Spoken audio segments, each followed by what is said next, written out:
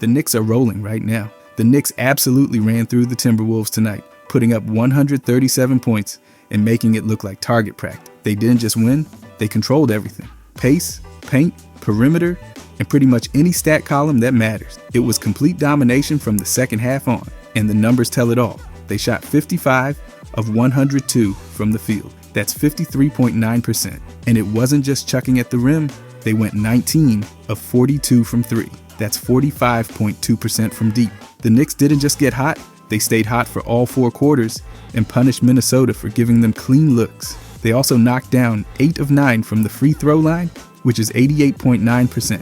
Not a ton of attempts, but nearly perfect when they got there. The Timberwolves could barely get stops, and when they did, the Knicks cashed in anyway. Then there's the rebounding. Total of 50 boards, and 21 of them came on the offensive glass. 21 offensive rebounds. That alone would have been enough to bury Minnesota. But what made it worse? They turned those second chances into 31 points. That's an avalanche of punishment. You give up 21 extra possessions and 31 points off them. You're asking to lose. The Knicks also dished out 32 assists. That's real ball movement. That's not one guy going one-on-one over and over. That's connected offense. The kind of rhythm where defenders are constantly rotating, chasing, and eventually watching another 3 go down. They had 7 steals and 8 blocks on top of that. So not only were they efficient on offense, they were engaged on defense. The Timberwolves couldn't get into any consistent rhythm because the Knicks were everywhere, jumping passing lanes, contesting shots, rotating quickly. Turnovers, they only had 14. That's fine when you're moving the ball that much and playing at this pace. And every starter had a positive plus-minus. Every bench player did too. That tells you everything. OG was a problem all night. In 32 minutes, he scored 25 points on 10 of 17 shooting. That's 58.8% from the field. He was also 3 of 5 from 3 and perfect at the line. He had 8 rebounds, 1 assist, 2 steals, and 1 block, plus-minus of plus 14. He took over stretches in the second half and had 18 after halftime. He was efficient, aggressive, and unbothered. Jalen Brunson kept the machine running. He finished with 23 points, 10 assists, and 7 rebounds. He shot 9 of 20 from the field, 3 of 7 from deep, and didn't miss from the line. He did have 4 turnovers, but the pace he played at and the control he brought more than made up for it, plus-minus of plus 16. Bridges played 33 minutes, scored 13 points, and added 5 assists. Not his loudest game, but his floor spacing and decision-making helped open things up for everyone else. He also added 1 steal and 2 blocks, plus-minus of plus 13. He's steady, smart, and never forces it. Mitchell Robinson played only 16 minutes, but still grabbed 10 rebounds, including 9 on the offensive glass. 9. He scored 8 points, had 3 blocks, 1 steal, and an assist. Shot 4 of 5 from the field, plus-minus of plus 7. That kind of activity in limited minutes is ridiculous. He gave them extra possessions every time he touched the floor. Josh Hart came off the bench with 18 points on 7 of 12 shooting. He knocked down 4 of 5 from deep, grabbed 5 rebounds, and had 4 assists. He didn't turn the ball over and finished with a plus-minus of plus 12. That's about as efficient and versatile as it gets. He just kept coming, and Minnesota never found an answer. Miles McBride had one of the most impactful lines of the night. In 21 minutes, he scored 14 points on 6 of 10 shooting. He hit 2 threes, dished out 3 assists, grabbed 3 rebounds, had 4 steals, and even added a block. 0 turnover, plus-minus of plus 26, which led the entire team. Every time he was on the floor, the tempo jumped, and the Timberwolves got more uncomfortable. Landry Shamet played 12 minutes and hit a 3. Only 1 shot attempt, but it dropped. He also had 1 rebound and 1 assist. Plus-minus of plus 5. Low usage but high efficiency minute. Jordan Clarkson put in 16 minutes, scored 7 points on 3 of 6 shooting, hit a 3, and picked up a steal. Plus-minus of plus 2. Didn't do too much, but didn't need to. The deep bench guys even contributed. Gershon Yabusele scored 5 points in 9 minutes, shot 2 of 3, and hit a 3. Mohamed Diawara went 2 for 2 for 4 points in just 2 minutes. Ariel Hookporty scored 4 as well, also in 2 minutes. Tyler Kolek played 3 minutes and picked up an assist and 2 steals. Even Pacome Daddy A got on the board with a rebound and an assist. Nobody looked out of place. The team was up by 4 at halftime. Then came the third quarter, 40 points from the Knicks. Brunson and OG ripped off a 10-0 run midway through the third that flipped the game. Minnesota had no answer. The Knicks led by 8 heading into the fourth and then turned it into a rout. OG opened the fourth with 8 straight points by himself. The Wolves tried to push back, but it never got close. The Knicks kept piling on, shots falling from everywhere, defense locking down, and bench players stepping in like starters. Anthony Edwards returned after missing 4 games, scored 15 points in 29 minutes, and had a rough night. The Timberwolves were outscored by 25 while he was on the floor. Not much he could do to change the outcome. The Knicks were sharper, faster, and more physical. Karl Anthony Towns finished with 15 points and 10 rebounds, shot 5 of 11, and had 4 turnovers. He was active, but the Knicks gave him no rhythm. He got his stats, but they were quiet. By the time the fourth quarter hit its midpoint, the game was essentially over. The Knicks led by double digits and just kept extending the gap. Everyone that checked in contributed. The offense kept flowing. The defense stayed locked in. There was no letup. It wasn't just a win. It was a complete performance. The Knicks did everything well. They shot the ball at an elite clip, moved it with purpose, crashed the glass, defended with intensity, and got contributions from the entire roster. Their offense had tempo, variety, and rhythm. Their defense made life tough on Minnesota's main weapons. This is what the Knicks look like when everything's clicking. They don't rely on 1 or 2 guys. They hit teams with waves of production, from Brunson running the show to OG's two-way play, Hart's energy, Robinson's rebounding, and McBride's pressure. It's all synced up. The Timberwolves came in with Anthony Edwards back in the lineup, but it didn't matter. The Knicks were simply better on every level, at every position, and in every phase of the game. They ran away with the second half, turned defense into offense, and turned a close game into a blowout. They're now 5-0 at Madison Square Garden. That's not just a fun stat. That's proof that they're turning the Garden into a fortress. If they keep getting this kind of production across the board, especially from their bench, they're going to be a serious problem. It wasn't perfect. 14 turnovers and 21 fouls aren't ideal, but when you shoot over 53%, dominate the glass, hit 19 threes, and hold a lead like that, those issues get covered up quickly. Tonight was proof of what the Knicks are capable of when everyone shows up. It was efficient, balanced, and brutal. They didn't play down to the Timberwolves. They raised their level and made a statement. It wasn't close by the end, and honestly, it didn't feel close. The Knicks dictated everything from the moment the second half started, and they didn't let up until the final buzzer. But the thing I want to talk about is Mitchell Robinson. Mitchell Robinson grabbed more offensive rebounds in 16 minutes than the entire Timberwolves roster did in the whole game. 9 offensive boards. That's not just dominance. That's a stat line that grabs you by the collar and demands your attention. And he did it without even being at full capacity. He put up 8 points, 10 total rebounds, and 3 blocks, while shooting 4 for 5 from the field. But the real chaos came on the offensive glass. 9 offensive rebounds in 16 minutes? That's cartoonish. That's try again on Hall of Fame difficulty energy. And it's not some one-off stat. This has been the Robinson experience all season long. When he plays, let's talk numbers, because Mitchell Robinson's metrics are screaming. His offensive rating this season is 133.8. That's elite company, and it's not a hollow number. He's doing that with a usage rate of only 8.4%. He barely even touches the ball in scoring actions, and yet the Knicks offense becomes exponentially more efficient when he's out there. That net rating sits at plus 7.8. He's not just helping, he's swinging momentum every time he steps on the floor. That means when he plays, the Knicks are outscoring opponents by almost 8 points per 100 possessions. That's not just nice, that's necessary. Now look at the rebound metrics, which might as well be renamed the Mitchell Robinson Hall of Fame Tour. He's averaging 8 rebounds per game. That puts him ahead of 99% of players. But the way those boards are split is what makes it so wild. He's grabbing 5 offensive rebounds per game. That's more than 87% of the league. And his offensive rebound percentage, 26.32. That means when he's on the court, he's getting over a quarter of all available offensive boards. Thanks to DraftKings Sportsbook for sponsoring this video.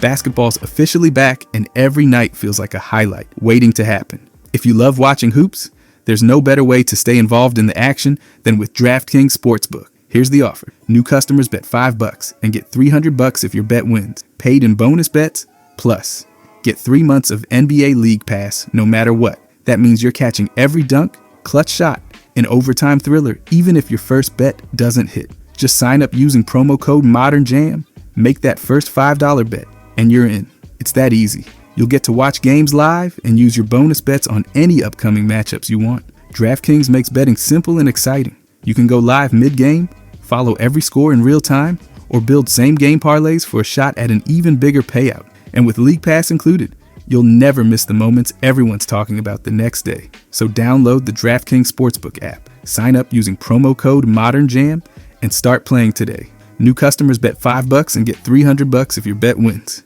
plus 3 months of NBA League Pass no matter what. This message is sponsored by Raycon. And listen, these aren't just earbuds. They've become my go-to every single day.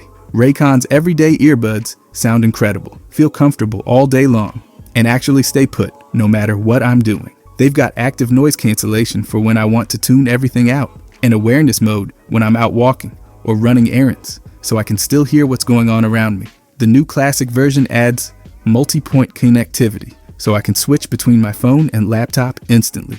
10 minutes of quick charge gets me 90 minutes of playtime. And with the case, you get up to 32 hours of battery life. I've been using the cool mint color lately. It's clean, minimal, and feels more like an accessory than tech. And honestly, over 4 million people already own Raycons, which says it all. Plus, there's a 30-day happiness guarantee. So if you don't love them, returns are easy. No risk at all. For Black Friday and Cyber Monday, Raycon's going big. Everything's up to 30% off. Whether you're shopping for gifts or grabbing a pair for yourself, now's the time to jump on it. So click the link in the description or go to buyraycon.com/modernjam to save up to 30% site-wide on Raycon audio products. I use these every day, and you should too. Meanwhile, his defensive rebound percentage is 20. Not quite as devastating, but still effective. His average defensive boards per game is 3, which is only better than about 7% of players. So yeah, that's where the drop-off is. But considering how often he's hunting offensive rebounds, it kind of makes sense. He's constantly crashing the glass on the other end. The energy's not infinite, especially on a minutes restriction. Speaking of which, the availability questions are turning into a soap opera. He sat out against the Wizards in a 119-102 win, marked again with left ankle injury management. This same story's been playing on loop since the start of the season. Coach Mike Brown's already said the plan is load management all year. No back-to-backs, no long shifts. It's a lot of monitoring, a lot of limits. But when he's in, the numbers just don't lie. Against Minnesota, the Knicks didn't just benefit, they overwhelmed. Robinson played 16 minutes and yanked away 9 offensive boards. That's not a role player number. That's not even a star number. That's an outlier that breaks the scale. And here's the kicker. He's doing it on fewer than 4 field goal attempts per game. On average, he takes just 3 shots. And still, he's finishing with an offensive rating over 133. That's what happens when a player contributes without needing to dominate possessions. He makes the team better just by being on the floor. He's not turning the ball over either. He's averaging only half a turnover per game. With 34 possessions played on average, that's clean. That's controlled chaos, relentless on the boards, efficient on the scoring end, and low risk. Now, let's not gloss over the defense. His defensive rating is sitting at 126. Not spectacular, sure, but that number exists in context. He's being asked to anchor the paint, challenge drives, and do it on limited minutes. 3 blocks in 16 minutes is still nuts. Even if that rating is high, the eye test and impact per minute are both strong. The thing is, the Knicks need him. They don't kind of need him. They need him in their margin for error drops by a mile when he's gone. His net rating impact alone tells that story. That plus 7.8 isn't decoration. That's a barometer of their balance. When he's not playing, the offensive rebounds drop, the second chances vanish, and the paint presence shrinks. And when he does play, the game changes. He's not just helping them win possessions, he's creating new ones from thin air. He's outproducing full-time starters in less than half the time. 9 offensive boards in 16 minutes? That pace would break math if he played 30. And that's the frustration, because you can't get these numbers and then not have him consistently available. Load management's a necessary evil, but it also means games like the win over the Wizards are missing his impact. Sure, Landry Shamet filled in with 11 points, but Shamet's not dragging down 9 extra chances from the sky in 16 minutes. There's no one else on the roster who can even pretend to do what Robinson's doing on the glass. If you zoom in on his offensive rebound percentage alone, it's criminal how much higher he is than the rest of the league. That 26.32% is in the 99th percentile. That's vacuum mode. There are all-stars not sniffing half that mark. He's rewriting what second chance offense even looks like for the Knicks. And the crazy part is, he's not healthy yet. The ankle's still a thing. The minute limit's still in place. This isn't the full version of Mitchell Robinson. It's the limited edition. And even that version is tilting games. So the Knicks are stuck in this push and pull.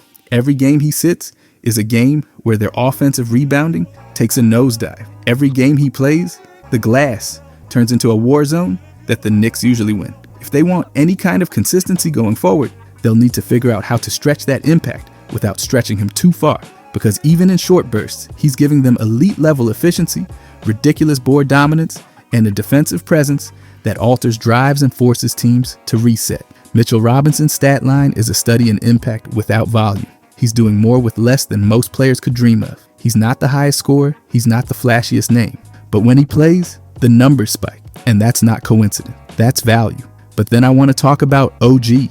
OG has been quietly turning the volume up on efficiency, and the stats aren't just solid, they're loud. He's putting up 17.1 points per game, and that already places him ahead of 84% of players across the league. That kind of scoring production on its own would already be impressive, but then you pair it with the efficiency metrics, and suddenly it's looking like he's doing it while barely breaking a sweat. His effective field goal percentage is sitting at 58%. That puts him above 65% of players, which means he's not just shooting often, he's shooting smart. When a guy's hitting shots at that clip and still averaging over 17 points, you've got a weapon that's both controlled and lethal. He's not throwing up wild attempts to get his numbers. He's picking his spots and punishing defenses every time they let him. From 2-point range, he's knocking down 3.3 buckets per game. From beyond the arc, he's sinking 3. So he's splitting the scoring almost evenly, which is huge. He's giving defenders nightmares at every level. Try to take away the paint, he'll kill you from deep. Run him off the line, he's finishing inside. That kind of balance is brutal for defenses to deal with. Now his true shooting percentage tells even more of the story. Sitting at 59.4%, it reflects his overall scoring efficiency, factoring in free throws and three-pointers. It puts him ahead of 59% of the league, and he's generating 1.2 points per scoring attempt. That means when he goes up with a shot, odds are the scoreboard's moving and not in the other team's favor. But scoring and efficiency are just the surface. His offensive rating is 120.1, which is elite. That's the kind of number that reflects how valuable he is to team offense when he's on the floor. It's not that he's just scoring, he's doing it in a way that makes everything else work better. His movement, his gravity, his spacing, it all adds to the equation. Now take a look at the defensive side. Defensive rating is 110. That's not just good, it's solidly effective. And when you combine the two, a net rating of plus 10.1. That's the kind of number that separates role players from real difference makers. It means that when OG's out there, his team is outscoring opponents by over 10 points per 100 possessions. That's a margin that doesn't just win games, it flips them. And then you've got his on-off numbers, which are wild. The team scores 13 more points when he's on the floor compared to when he's off. That differential puts him ahead of 94% of players. That's a direct reflection of impact. That number means something's clearly happening. When he plays, that's just not happening when he sits. That's not the kind of stat you can fluff up. That's presence turning into production. Games with a positive plus-minus, he's at 85.7%. That means in the vast majority of games he plays, his team finishes in the black when he's on the floor. It doesn't get much clearer than that. When he plays, things tilt in his team's favor.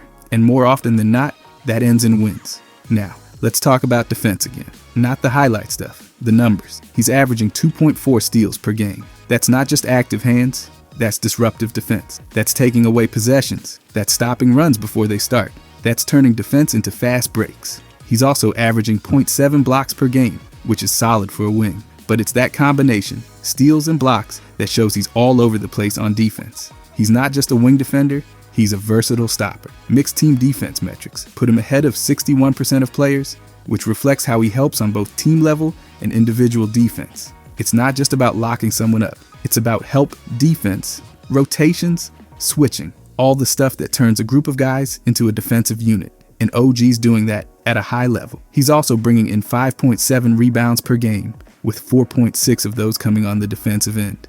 That puts him ahead of 62% of players in defensive rebounding percentage. He's ending possessions, cleaning up misses, and making sure the other team doesn't get second chances. It's not just about size, it's about timing, awareness, and positioning. And he's been on point in all three.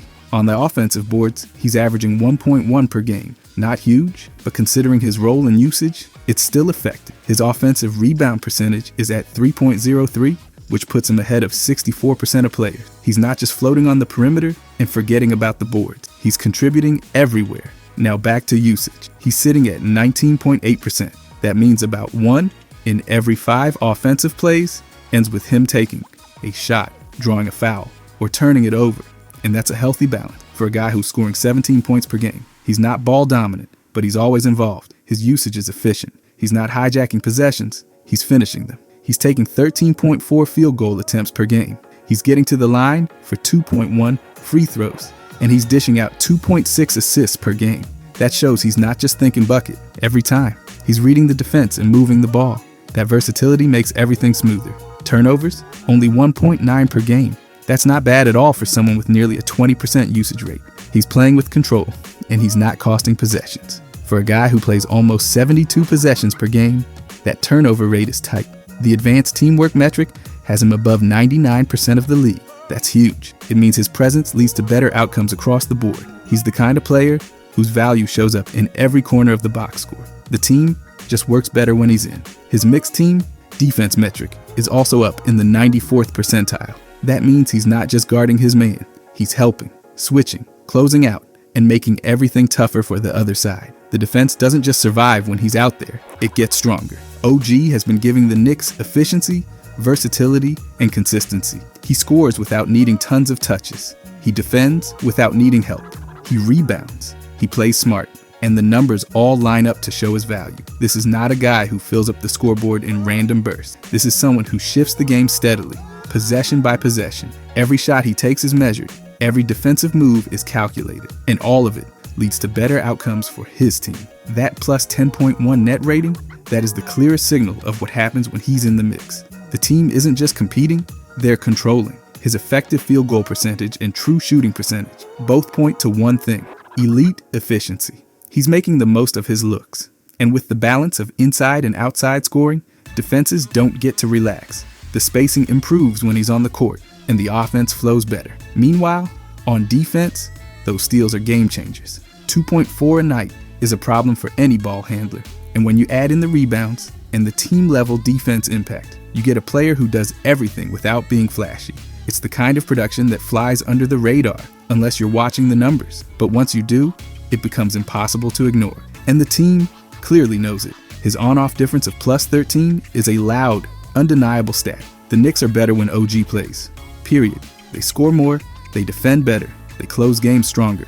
So far this season, OG's been one of the most efficient and impactful two-way players in the league. His balance of scoring, defense, and team impact is rare, and it's all backed up by the numbers. Every stat points to a player who isn't just contributing, he's elevating the entire roster. That's the story the box score tells. He's not just putting up 17 points. He's doing it at high efficiency, with limited turnovers, strong defense, and top-tier net rating. The numbers don't stretch or exaggerate. They just reflect how good OG's been all season. But then I want to talk about Deuce. Deuce McBride dropped 14 points, 4 assists, and 3 rebounds in 21 minutes tonight. And it wasn't some outlier fluke. It was exactly the kind of production the Knicks are going to need if they want to take a serious step forward. That stat line isn't just good, it's efficient, it's controlled, and it's exactly the kind of night that shows what McBride brings when he's locked in. This season, he's averaging 8.8 points per game. That might not seem like a huge number at first glance, but it's already ahead of 57% of the league. And considering he's doing that in limited minutes, and without hijacking the offense, it's more valuable than the raw scoring average lets on. Let's talk shooting. His effective field goal percentage is 51.3. That's not elite, but it's functional. It means he's making the most of the looks he's getting, especially from deep. He's hitting 2.2 threes per game compared to just 0.6 2-point makes. So the scoring isn't coming from slashing or post-ups. It's coming from the perimeter, and it's spreading the floor. That kind of shooting changes spacing in a big way. True shooting percentage sits at 53.7. Again, not blowing the roof off, but ahead of 61% of players in terms of scoring efficiency. That means he's doing more with less. He's generating 1.1 points per scoring attempt. And when you factor in that, he's only using 14.7% of the offensive possessions. That's solid return.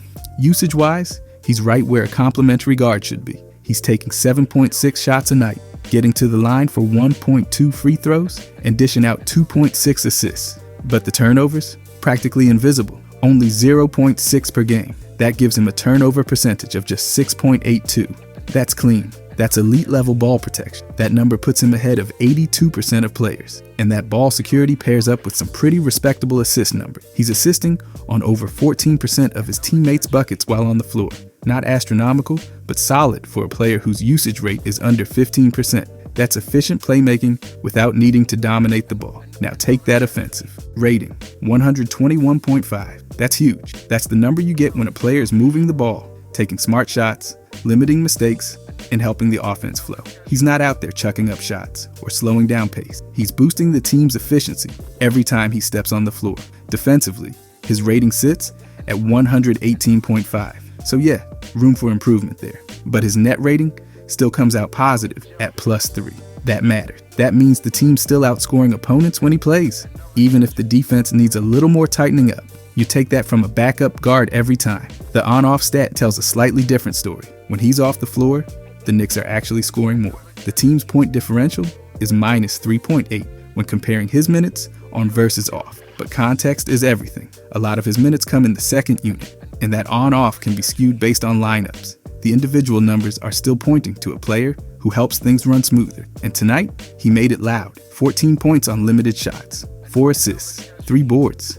And again, only 21 minutes. That's a stat line you'll take every single night from your backup point guard. He didn't force anything. He didn't eat up possessions. He just made the right plays, hit open looks, and kept the offense moving. Now factor in that 80% of the games he's played this season have ended with a positive plus-minus. When he's on the floor, that means in most of the games he plays, the Knicks are in the green while he's out there. That's not just nice. That's meaningful impact. He's also rated highly in ball handling, clocking in ahead of 77% of players in that metric. That's a reflection of his control, decision-making, and ability to get into offensive sets without coughing up possession. And when you combine that with low turnovers and smart shot selection, you've got a guy who plays well above his box score number. Let's not forget, he's playing just over 52 possessions per game on average. That's not a ton of time to rack up stats, but he's still managing to stay efficient, keep the offense steady, and avoid mistakes. That kind of presence matters more than a flashy 30-point game every once in a while. This is the version of Deuce McBride that pushes the Knicks closer to being great. When he plays at this level, scoring efficiently, assisting without turning it over, spacing the floor, and keeping things calm, he becomes more than just a bench piece. He becomes a stabilizer. Every team with real aspirations needs that player, the one who keeps second units afloat, who can step in during tight spots, who won't waste possessions. McBride's proving he can be that guy. But it only works if he's playing at his highest level consistently. And the stats this season say he's trending in the right direction. His shooting numbers are fine. His efficiency is solid. His decision-making is excellent. The Knicks don't need him to be a 20-point scorer. They need him to be exactly what he was tonight. Reliable, efficient, and steady. So yeah, if they're going to elevate to the next level, Deuce McBride's ceiling becomes a key piece. It's not about flash, it's about function. He doesn't need to take over games. He just needs to play like this, hit open shots, control the ball, feed his teammates, lock in on defense, and do it without making mistakes. If that version of McBride shows up every night, the Knicks bench gets way more dangerous. Their floor rises, their offense becomes more versatile, and their margin for error gets just a little bit bigger. That's the value, and it's all over the stat sheet. If you guys enjoyed this, I'll be posting every day. I genuinely appreciate if you could subscribe. Thanks for watching.